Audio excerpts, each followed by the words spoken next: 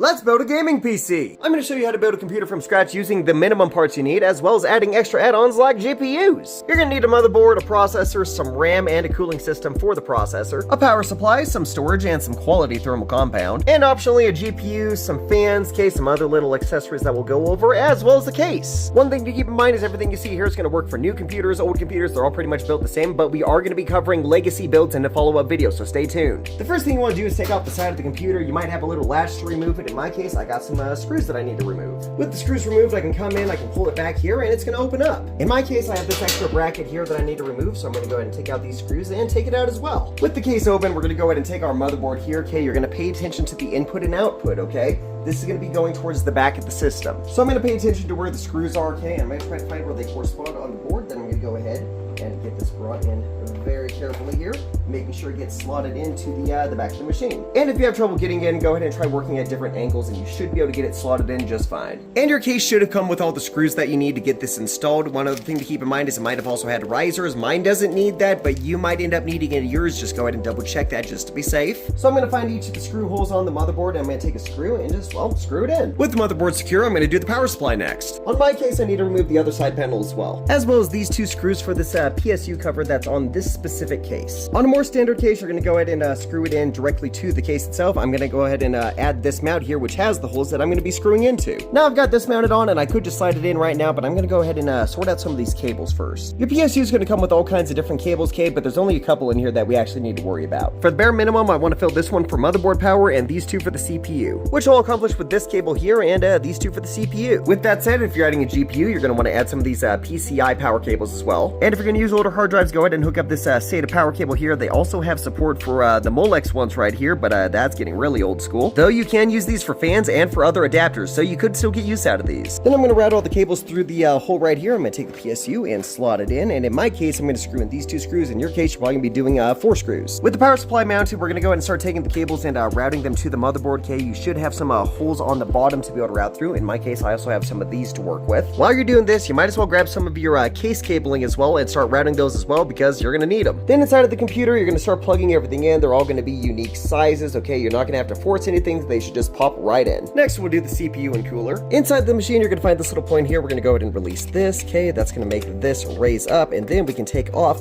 this little protective cover that we don't need anymore. Now we're going to take our processor, and I want you to notice that triangle at the top, okay? It's going to have a corresponding triangle right there. Then on the CPU socket, we're going to notice another triangle. Then we're going to pay attention to the triangle on the top of the CPU, as well as the triangle on the socket, and we're going to very carefully get it placed in. Once it's inside, we're just going to go ahead and close this. We're going to take a little pressure thing and we're going to go ahead and slot it in just like that. Then we'll take our thermal paste and we're going to add a pea-sized dot right in the center. It can be a little bit bigger than a pea-sized dot. Like check out the size of that blob I'm going to put in. If you have a little too much paste, it ain't going to hurt it. If you have too little paste, you're going to have a thermal problem and you're going to kill your system. Now this rule applies to non-conductive compounds, okay, like Arctic MX4 here. If you're using something like liquid metal, you need to be very careful because that truly can fry your system if that gets on your board. To add on the heatsink, if you're smart, you're first going to put on these the brackets here for the actual heatsink, like I didn't, but don't worry, it's easy to work around this. Now that I followed these 3 steps for my specific processor, I have new brackets. Then I'm going to get the heatsink, and very importantly, I'm going to remove the cellophane cover on the bottom. On my heatsink, I've got 2 screws. You probably have 4, okay? You're going to do a little turn on each of the corners and then return back to the other one. That way you can spread the paste evenly. But in my case, I'm going to look for these 2 points right there on the socket, and I'm going to aim this right down at it until I feel it lock in. Then I'm going to screw it in just enough to make sure it's threaded, and I'm going to go back and forth between each screws and give them each a little turn to, again, make sure that paste is distributed evenly. If your CPU cooler has some fans, go ahead and add them on. You're probably going to have like little clips like this or some kind of screwing in method. And the big thing with fans is you pay attention to the grill, okay? The grill is where the air is going to be shooting out from, okay? And for these ones right here, you want them to be shooting out the back of the system. Also pay attention to the cabling because you're going to have to route that. Next, we're going to install some RAM. For minimum configuration, I'm only going to install 1 RAM chip right now. And when you're installing RAM, you just got to pay attention to this tooth right here. It's got a corresponding tooth right there. Make sure you put it in the right way. You do not need to force this. If you do, you're going to end up breaking something on this. And installing RAM is this easy. Just go ahead and open up these 2 clips. Okay, you're going to see these little new teeth that open up to where you can slot the RAM in. Okay, then you're going to take a thumb, push down on one side, push down on the other side, and we're done. And with the motherboard, the processor, 1 stick of RAM, and the power supply, we are now at minimum configuration. So let's see if it starts. So I plugged in HDMI, power, and I turned on the PSU, and let's see what it does. I'm pressing the power button on the top. I heard something happen here. I see a light turning on right there. It should turn on this monitor here in the background if this is working. So it didn't start, but I got some light codes right there, okay? And all we gotta do is look up the motherboard and we'll learn about what the light codes mean. In this case, got something going on with my CPU and something going on with the RAM. On your system, you might get a beep code instead, okay? Count the number of beeps you get. They might be short or long beeps, and then put that into Google, and then you should be able to find an answer. And after moving the RAM, both the lights turned off, and just like that, it boots. Now that we know it starts, we're gonna go ahead and unplug the system from power, and then we're gonna go over to our power button, and we're gonna press and hold it for a second. Maybe we're gonna go through and press it a few times. We're trying to get it to discharge all the power that's in there. That way we don't end up hurting the machine or ourselves as we continue to work. Next, I'm gonna install some storage. In this case, I'm going with an NVMe. Your machine might already have an open port to get that installed in. In my case, I actually have this cooling system for mine, so I need to take this out first. Now, this is a lot like RAM. We're gonna pay attention to the tooth, and we're gonna notice right in there a corresponding tooth. And installing is easy, guys. All we're gonna do is we're gonna aim for those teeth right there. We're gonna go ahead and push it in, okay? And then we're gonna push it down and screw it in, okay? But in my case, I got one of these ones that I'm just gonna twist it here, and it's gonna hold it in. And if you got a cooling system like I do, just make sure you remove the plastic cover on the thermal pad, otherwise it's gonna melt to your chip. Next, we'll install the GPU. First thing you should do is make sure all the cellophane comes off. Do not leave any behind, or again, it's gonna melt. Then on the back of the computer, you're gonna find something that looks like this. It's either gonna be on the inside or the outside, either with multiple screws or maybe a metal bracket with one big screw. We're gonna be installing the GPU in one of these PCI slots right here, so I'm gonna remove the screws that correspond to that slot. Once the screws are out, these little pieces of metal just, well, lift out, and now they're out of your way. The goal is gonna be to get this inside of this. So this part's gonna be a little difficult to capture, but what we're gonna do, again, is we're gonna aim for those little teeth right there.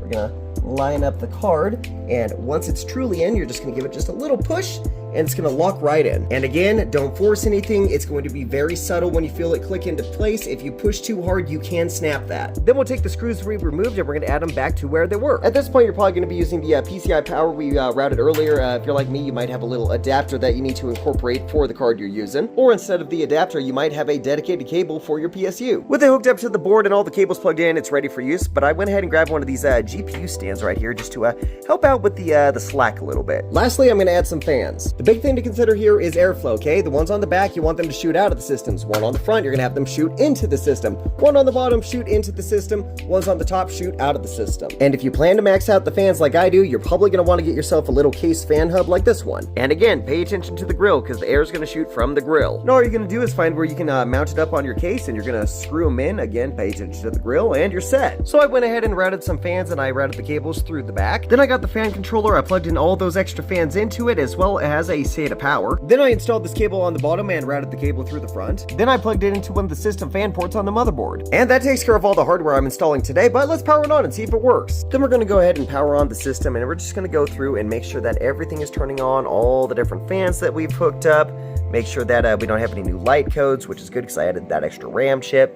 GPU is turning on. I think we're set. And there we go, it works. So I put it all back together and I booted into the BIOS real quick. Okay, it's seeing all the fans. Okay, we're seeing all the storage, all the RAM. Now we just need an operating system. If you want the best software compatibility and you don't mind degradation of your hardware and it spying on you and impacting your performance and all this other junk, go with Windows. But if you want an operating system that respects you and most importantly your hardware, and you don't mind having only about 98% software support, then guys, just go with Linux. There's a ton of different distros out there. The reason I'm going with Bazzite right here is because it's bulletproof. You're not able to customize things as thoroughly as you might be able to do in things like CachyOS, but it ain't gonna break on you. That's really what I want out of this. And I'm speaking from experience. I've been dailying Bazzite for about 6 months right now on this rig here that you've seen show up in my other videos. With that said, this is already a really long video. If you want to see how to install an operating system, whether it's Windows or Linux or whatever you want it to be, go ahead and check out some of my previous videos. I've got many videos covering this exact subject. That said, I can still occasionally use that creepy toy that can double as a tool, so I went ahead and put this Windows 11 install that's very, very, very deep loaded on here, and I'm going to set it up as a dual boot with Bazzite. After installing Bazzite, I now have this dual boot menu where I can see both Bazzite and Windows when I want to boot into it. Then we boot in, we find conveniences like I didn't need to install any drivers. I was able to set up 2 different wallpapers without needing a special software. I got my app store where everything's free and I don't need to sign in. But when it comes to gaming specifically, which is the entire reason why I built out this rig, yeah guys, this thing is going to be an absolute dream. But for now, that's going to finish this build, guys. Don't forget to like, follow, share, check out that legacy build when it drops here in a couple days, and I'll see you guys in the next one.